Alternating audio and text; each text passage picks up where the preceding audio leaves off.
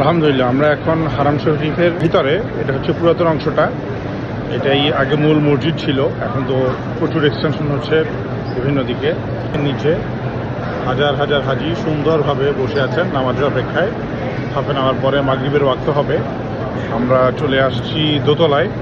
ওদিক দিয়ে যে দেখতে পাচ্ছেন ইহরামের কাপড় পরে যাচ্ছেন ওনারা, সরাসরি মাতাফে চলে যাবেন। মাতাফে গিয়ে তাওয়াফ করবেন, মানে ওনারা উমরার জন্য এসেছেন।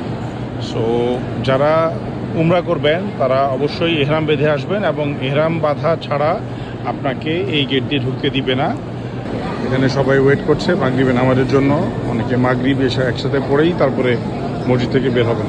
ঘেরা দেওয়া জায়গাগুলো হচ্ছে ওদিকে মহিলাদের জন্য নামাজের জায়গা, আর এদিকে হচ্ছে পুরুষদের জন্য। এদিকে বয়ান হচ্ছে, এখানে হচ্ছে জমজমের পানি এভাবে রাখা থাকে, একটা কোল্ড একটা নট কোল্ড।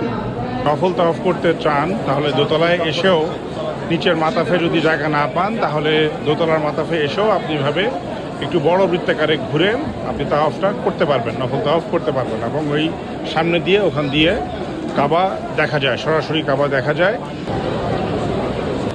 আল্লাহ আমাদের সবাইকে হজ এবং উমরা সঠিকভাবে পালন করার তৌফিক দান করুক। সবাইকে আল্লাহ মাবরুর হজ নসিব করুক এবং সবার গুনাহ খাতা আল্লাহ তাআলা মাফ করে দিক। আমিন ওয়া আখিরু দাওয়ানা আলহামদুলিল্লাহ রাব্বিল আলামিন।